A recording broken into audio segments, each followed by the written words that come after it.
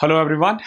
अभिनव नाम है मेरा और स्वागत करता हूं आप सभी का एक बार फिर से आपके अपने YouTube channel SSC text book पर। आपको पता है सीपीयू का एग्ज़ाम है, बहुत कम दिन रह गए हैं और कुछ बच्चों के मैसेजेस आए मेरे पास कि सर लास्ट मिनट में हमें क्या करना चाहिए, क्या नहीं करना चाहिए। आप ये हमें बता दो क्योंकि आखिरी के दिनों में ना बच्चा भटकता बहुत है और वो जो आप भटक रहे होते हो ना, तो इनडायरेक्टली ना वो आपके टाइम को किल कर रहा होता है और बहुत सारी चीज़ें हैं जो आपको करना चाहिए लेकिन आप उस समय नहीं करते हो और जो नहीं करना चाहिए वो आप कर देते हो। एक चीज़ हमेशा ध्यान रखना, एक एग्ज़ाम वही बच्चा निकाल पाएगा जो ना अंदर से काम है, जो स्ट्रांग है। स्ट्रांग हमेशा बॉडी का नहीं होता, हालाँकि सीपीयू में तो बॉडी की भी स्ट्रेंथ चाहिए होती है। स्ट्रेंथ होती है जो माइंड की होती है और एग्जाम में ना इट्स ऑल अबाउट माइंड। फर्क नहीं पड़ता कि आपका बाहुबल कितना है, आपकी भुजाएं कितनी मजबूत है। फर्क वहां पे ये पड़ेगा कि आप अपने आप को काम कितना रख सकते हो। आखिरी के दिनों में ना बच्चे कुछ गलती करते हैं, कुछ गलतियां करते हैं जिनको नहीं करना चाहिए। ठीक है, सबसे पहले तो मैं आपको कुछ चीजें बताता हूं जो आपको बिना सोचे समझे आज ही रोक देना चाहिए। ठीक है, सबसे पहले आपको ना यही पता होना चाहिए कि क्या चीजें हैं जो डोंट में आती है। देखो डूज तो बहुत सारी है, डोंट पहले पता होना चाहिए क्योंकि देखो जब आप गवर्नमेंट एग्जाम की बात करते हो ना, तो गवर्नमेंट एग्जाम में क्या होता है कि बच्चा जो है ना जबरदस्ती की बहुत सारी चीजें अपने ऊपर ले लेता है, वही नहीं करना होता है। सरकारी नौकरी के लिए डूज पता हो या ना हो, डोंट जरूर पता होना चाहिए। तो देखो जैसे आप अभी हार्डली आज तारीख हो गया हमारा, बेसिकली 5 तारीख है जब मैं ये वीडियो शूट कर रहा हूँ। 10 तारीख से 9 तारीख से आपका एग्जाम है, आई गेस 9 से है, तो 4 दिन है। आपको पहली चीजें जो बिल्कुल बंद कर देनी चाहिए ना, वो है नो न्यू टॉपिक। आप अभी से बंद कर दो नए टॉपिक्स को। आप अभी से बंद कर दो नए टॉपिक को। नए टॉपिक का टाइम ओवर हो चुका है। कोई चैप्टर आता है कोई दिक्कत नहीं, नहीं आता है कोई दिक्कत नहीं, छोड़ो उसे। आगे नो न्यू मॉक। ऑलरेडी आपने बहुत सारे मॉक्स दे दिए हैं, अब आपको कोई भी न्यू मॉक्स नहीं देने हैं, कोई भी न्यू मॉक्स नहीं देने हैं। ठीक है, तीसरा चीज, ठीक है, अब मैं कुछ डूज भी लिखवाता हूं।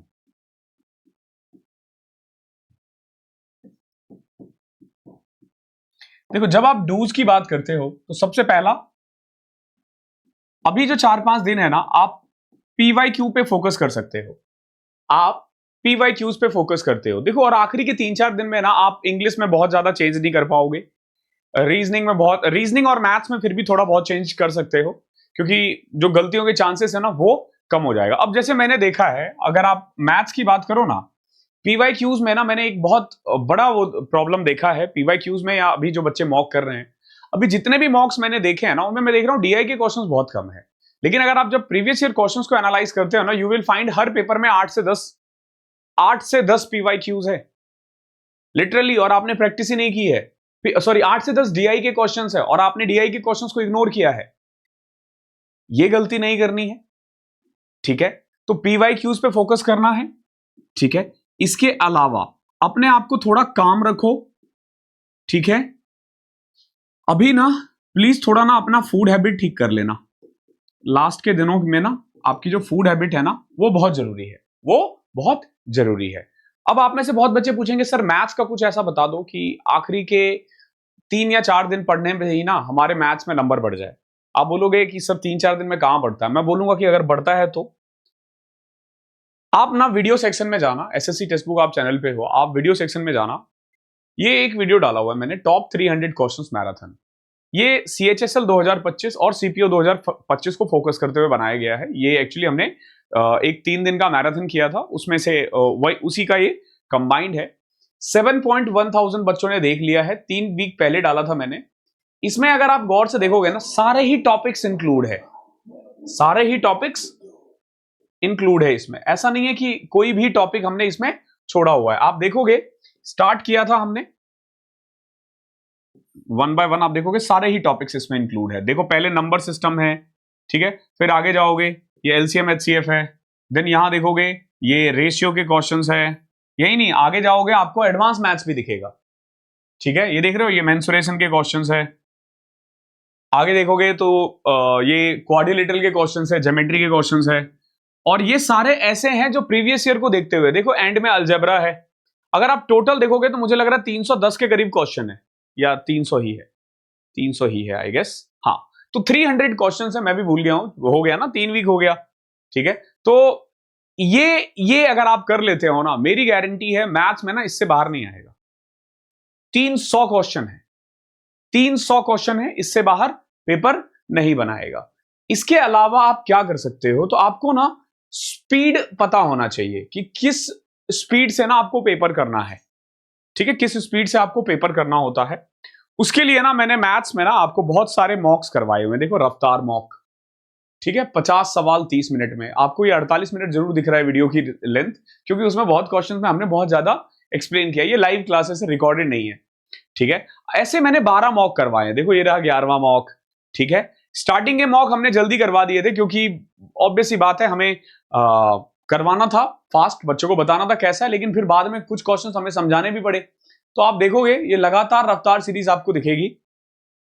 तो ये आप अभी तक 12 मॉक हो चुका है, ठीक है। इसके अलावा कल संडे है, कल मैं आप लोगों के लिए फिर से लेकर आ रहा हूं, सॉरी सैटरडे है, सैटरडे को 4 PM पे मैं आप लोगों के लिए एक 2 घंटे का मैराथन लेकर आ रहा हूं, जिसमें ना हम टॉप 100 क्वेश्चंस करने वाले हैं।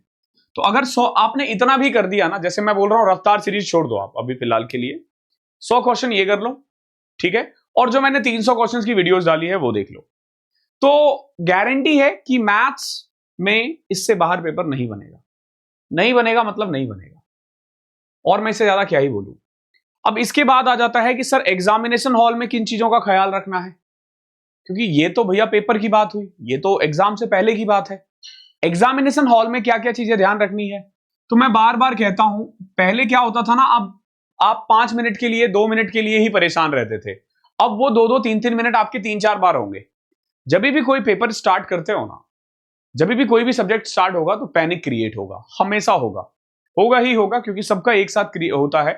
तो आपको ना थोड़ा सा हर सब्जेक्ट के लिए ना मैं बोलूंगा फर्स्ट 1 से 2 मिनट जो है ना, आप क्वेश्चंस देखने पे भी लगा सकते हो। आपको लगेगा नहीं सर ये तो टाइम वेस्ट हो जाएगा, 2 मिनट में हम 3 क्वेश्चंस कर लेंगे, ऐसा नहीं होता, ठीक है। अपने आप को काम रखना। प्रॉब्लम जो मेन आने वाली है ना, वो मैथ्स और रीजनिंग में ही आने वाली है। इवन रीजनिंग में भी नहीं आएगी इतनी, मैथ्स में आएगी, ठीक है। वैसे रीजनिंग में भी आएगी ही। इसके अलावा ना आपको क्या ध्यान रखना है, आर्ट ऑफ स्किपिंग। आपको क्या ध्यान रखना है, आर्ट ऑफ स्किपिंग। ये जो आर्ट ऑफ स्किपिंग है ना, ये बहुत जरूरी है। आपको पता होना चाहिए कि कौन सा क्वेश्चन करना है और कौन सा छोड़ना है। एक बच्चा तब तक सरकारी नौकरी नहीं ले पाएगा जब तक उसे यही नहीं पता कि उसे कौन सा सवाल करना होता है और कौन सा छोड़ना होता है, ठीक है। करने से ज्यादा छोड़ना पता होना चाहिए कि ये वाला छोड़ना है। किसी क्वेश्चंस को ईगो पे नहीं लेना है। बच्चा ईगो पे ऐसे लेता है कि नहीं भाई तेरे को तो मैंने मॉक में 40 बार सॉल्व किया है, पेपर में आएगा तो नहीं सॉल्व करूंगा, नहीं हो रहा नहीं है, ठीक है ना, ठीक है। देखो कुछ क्वेश्चन जो होते हैं ना, वो हमारे फूफा मौसा की तरह होते हैं, रूठता है रूठने दो, सबसे दिल लगी नहीं करनी है। मम्मी पापा थोड़ी ना है कि करना ही करना है, मनाना ही मनाना है। तो आर्ट ऑफ स्किपिंग एक चीज ध्यान रखना, ठीक है। ये प्लस अब ना आपको 30 मिनट का बैरियर है। मैथ्स में भी 30, इंग्लिश में भी 30, रीजनिंग में भी 30, जीके में भी 30, ओके। मैथ्स में तो पता ही नहीं चलेगा कब निकल जाएगा, रीजनिंग में भी पता नहीं चलेगा कब निकल जाएगा। इंग्लिश के लिए ओके ओके है, 20-22 मिनट में 50 क्वेश्चन हो जाते हैं इंग्लिश में, ठीक है। इंग्लिश में भी आपके पास इनफ टाइम है। और जीके तो भैया 15 मिनट का, मतलब 10 मिनट का भी पेपर नहीं होता, ठीक है। जिसको आता है वो 10 मिनट में कर लेगा 50 क्वेश्चन। तो ये जो टाइम बचेगा ना, ये जो टाइम बचेगा, आप पता क्या कर सकते हो, जैसे मान लो जीके आपका पहले आ रहा है, तो आपको क्या करना है, जो टाइम बचा हुआ है ना, इसमें ना सारे फॉर्मूलाज को ना, जो इंपॉर्टेंट फॉर्मूलाज हैं मैथ्स के, उसको ना राइट डाउन कर लेना, ठीक है। इसके अलावा कुछ चीजें हैं जो एसएससी बार बार मैथ्स में पूछती है, जैसे मतलब सीपीओ में मैंने देखा है x+1 में x वाले क्वेश्चंस बहुत आते हैं, ये वाले बहुत आते हैं। दूसरा डीआईज बहुत आती है, डीआईज मैंने देखा हालांकि लेवल नहीं है उसका बहुत ज्यादा। मैंने पिछले 2 साल का पेपर अभी सॉल्व करवाया है, 2024 का, 2023 का मैं करवा ही रहा हूं। इवन आज भी 4 बजे मेरी क्लास है उसकी। तो मैंने ये देखा है कि डीआईज के क्वेश्चंस बहुत आते हैं और वो टाइम टेकिंग नहीं होता, उसमें 2-4 ही होता है। तो जिन क्वेश्चनों को आप स्टार्टिंग में आपको छोड़ना चाहिए उनमें से एक है डीआई। उसको स्किप कर सकते हो, क्वेश्चन देख के स्किप करना, बिना देखे मत करना, क्योंकि लिटरली बता रहा हूं 8 में से 5 क्वेश्चन देखकर हो जाता है, पेन भी नहीं उठाना पड़ेगा। देन इसमें मैंने देखा है कि जो प्रॉफिट एंड लॉस के कुछ क्वेश्चन है वो थोड़े से टाइम टेकिंग है, आपको वो थोड़ा सा ध्यान देना चाहिए, ठीक है। इसके अलावा वॉल्यूम वाले जो क्वेश्चंस है ना, जिसमें वॉल्यूम फाइंड करना होता है, वो आपको स्किप करना होता है। पॉइंट में आंसर होगा, छोड़ देना, ट्रस्ट मी नहीं निकाल पाओगे, ठीक है। और एक और चीज ध्यान रखना है, कभी भी अगर आपको लगे कि इन 2 ऑप्शन में कोई एक है, ठीक है, कभी भी 2 ऑप्शन में आप कंफ्यूज हो तो जरूर जाया करो, यानी आंसर उसका देना है आपको, ठीक है। 200 नंबर का पेपर है। एक चीज ध्यान रखना, इस बार पहले की तरह कट ऑफ हाई नहीं रहेगा।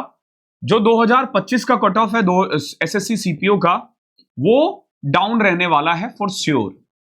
एसएससी सीपीओ का कट ऑफ डाउन रहने वाला है फॉर श्योर, ये डाउन जाएगा ही जाएगा। आप बोलोगे सर आप इतने कॉन्फिडेंस से कैसे कह सकते हो? भाई बस यही तो है, हमने इतने दिन में किया क्या है, पढ़ाया ही तो है, ठीक है।